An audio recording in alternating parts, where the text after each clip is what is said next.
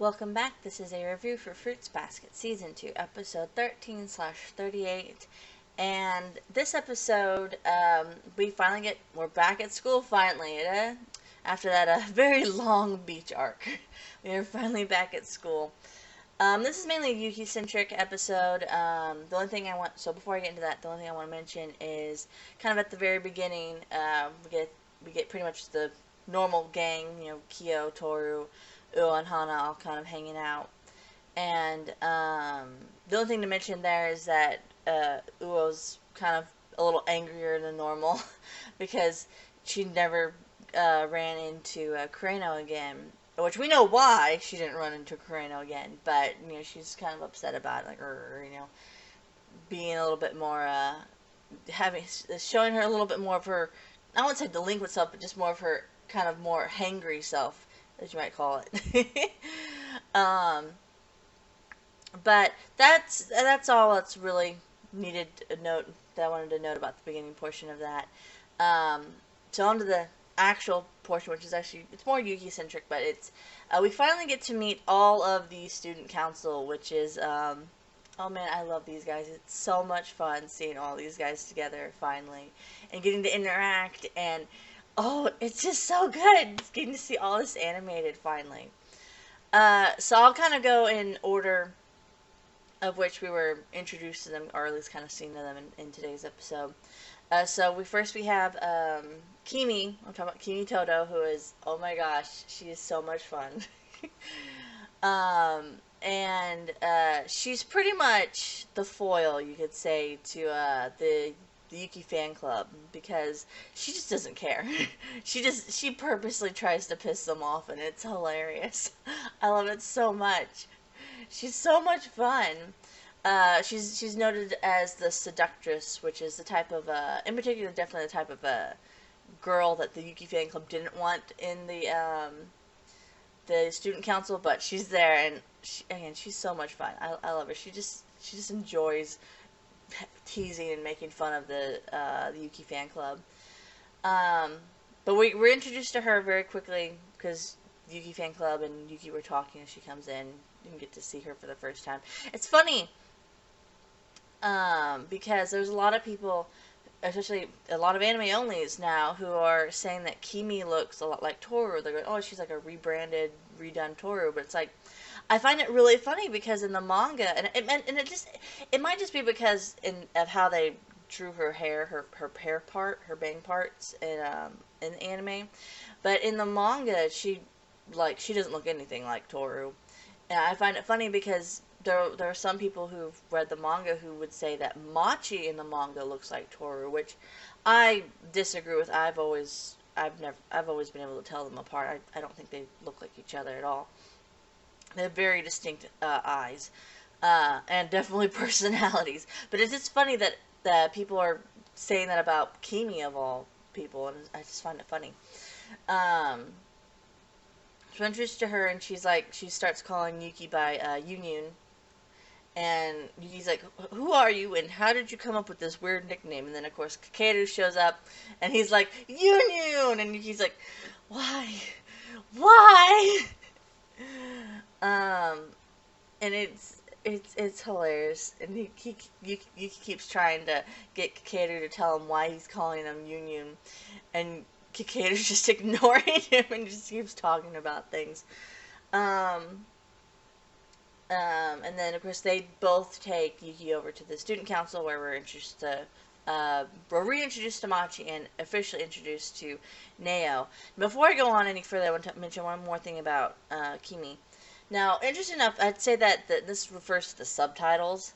Um, the subtitles were good for, again, everything was perfectly fine in the subtitles this week, which is actually really good, with the exception of some of Kimi's lines, because Kimi occasionally will talk in the third person. So, like, when they're doing the color discussion, and Kimi's like, "Oh, I want pink," she doesn't say, "I want pink," I think they have it translated as Kimi, or pink is for Kimi, or no, pink is for me, and you have a Kimi say that. But it's in the manga, she'll refer to herself occasionally in the third person. So during this entire scene, she should have been saying Pink is for Kimi. You know, pink is, you know, she should be referring to herself in the third person and not saying me and I a lot. She does say those. She does say me and I, but she mainly refers to herself in third person, which is kind of part of her little persona that she has, because you see a little break in the persona when she kind of jabs Kakeru in the side about her, you know, being cautious around her. She's not this, you know, lovey, she's not this bubbly personality as you might think she is. um, but it's just interesting that in terms of sub, I mean, everything else was fine. It was just that they didn't do that right. It was just kind of weird because she does talk in the third person. Anyway, so then we get Naohito, or just Nao for short, who he's the first year, and I forgot to mention both him and Kimi are the secretaries for the student councils, and then Machi is the treasurer, and then Kakeru being the vice president, Yuki being the president. And Nao is a character who as Yuki describes him later, he's always very on edge. He's very serious about his work. He's very serious about doing things. And of course, in his first introduction to Yuki, he's all like, "Hey, you know, you're my rival," which you don't know what that means quite yet, but you'll find out later. And so he's gonna be a fun character. He's a very serious type. And then you have Machi, who, again, as I said before, is the treasurer, and she's, as Yuki describes her, she's always has her head bowed, and she doesn't really talk a whole lot. She's basically said nothing. And you get her little interaction, which is important for later on. I'll mention it with the little, where Yuki asks, "Oh, hey, well, like, what's your favorite color?" And she just turns to him and goes, "Huh?" She's just, like, completely confused. That's kind of a little bit important for later on, but I won't get into that. And then we get Kakeru, who he's just, it's like he's just constantly on, it's like he's just on a constant sugar high. He's very energetic, he talks a lot, he's just all over the place. But he's fun. As Yuki describes him, he's really is kind of like a combination. He's mainly like Ayame, in that he's just all over the place. He's crazy. He's wild. He says and just does whatever he wants. But at the same time, as we kind of get more into the episode, Yuki kind of says that he's also reminds him a little bit of Kyo because of the fact that he has this ability just to bring people to him, and is able to interact with people. Without having any issues, while Yuki obviously feels the opposite of that. And we'll get more on Kakeru as time goes on, because we get that little scene where he sees Toru and Kyo walking home, and he's asking Yuki about it. I mean, this is where this leads into the fight that they have, and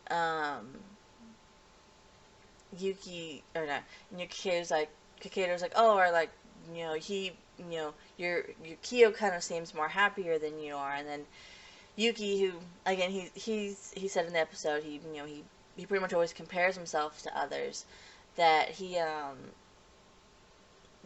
when Kakeru pretty much comes out and compares him to Kyo, he gets upset. And that's, if you didn't kind of understand that's what Yuki was upset about, that's why Yuki initially got pissed, even though it took him a little while to realize that that's why he got upset, is the fact that Yuki has always been comparing himself to Kyo and to just other people in general, and to have someone else come out and pretty much point out exactly what Yuki was thinking pissed him off, because he realized what it was. He realized that, yeah, he pretty much was one of those, your greatest fears, is actually true, and that that the way that you feel about yourself is how people perceive you as well. Even though that's definitely not true with Yuki. But then, and so they have their fight, and Kakeru just is like, I don't understand what's going on. And Yuki realizes, of course, that he's actually just upset about what he's upset about what Kakeru said, but mainly because he's upset because that's exactly what he himself was thinking. And you think that, oh man, Kakeru's just, he's a big jerk. He's just sitting. He just said that he's probably just gonna walk off. But instead, he comes up and he sits down next to Yuki and he's like, "Hey, listen, I can you help me, figure out how to understand people better, to figure out how to talk to people and to communicate with them better so that I don't hurt them before I do and say something." Um, because and this is what really surprises Yuki, is the fact that Kakeru says, I'm jealous of you. You can very easily understand people. While for me, it's not my best trait. It takes me a while to understand other people. It takes me a while, and sometimes I'll say things, and you don't know who he was referring to when he said that. Oh, you said the exact same thing that she did, and so it surprised me. But it takes me a while to understand people, and it takes me a while to really actually um, notice even if I've said something that might hurt someone else. And it's hard for me to see those things. It says, oh, I'm jealous of you. And this is probably the first time that Yuki's ever really been told that someone else was actually jealous of him. That hey, there was someone, there's someone, I may think that, it basically goes back to what he told Kisa, that, oh, hey, that it takes someone else to see the good qualities and tell you about those good qualities for you to actually start not only acknowledging them, but believing them about yourself. Um, and in this case, it takes this little fight, but also Kakeru saying, hey, I'm jealous of you. You can very easily understand people unlike me. For Yuki to really realize that, yeah, you know what, maybe even though I don't have that glow of being able just to attract people to me, I can understand them better. And it's a very small, but he's starting to understand himself as well as starting to understand the people around him.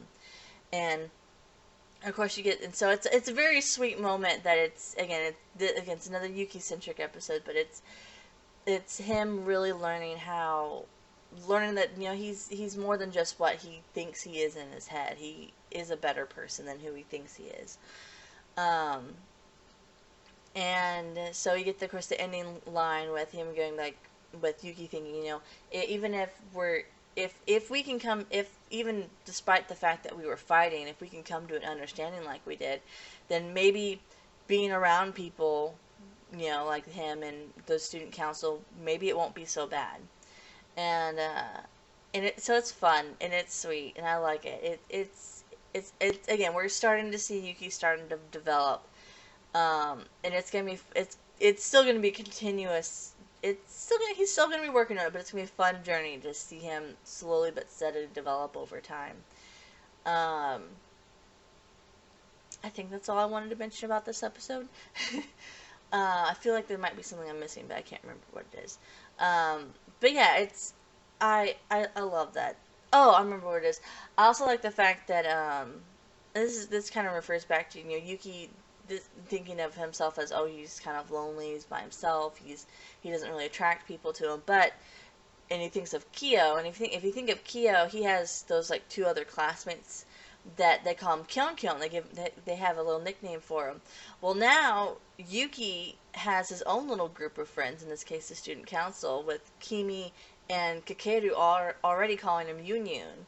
So, and even though he might have not liked the nickname at first, kind of just like Kyo, he's kind of slowly kind of growing attached to it, because he's now has his own group of friends that are refer to him in his own special way, just like how Kyo does with those other two classmates. That's really about it. I love this episode. There's so many little things. I love the student council. They're so much fun. Next episode should be real interesting. I'm curious what they're gonna. Well, not really curious what they're gonna do, but I know it should be going on. It's just gonna be real interesting. Plus, we should technically be getting a new opening and ending.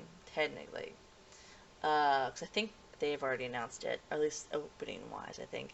Anyway, but that's really about it. So thanks for watching, and bye for now.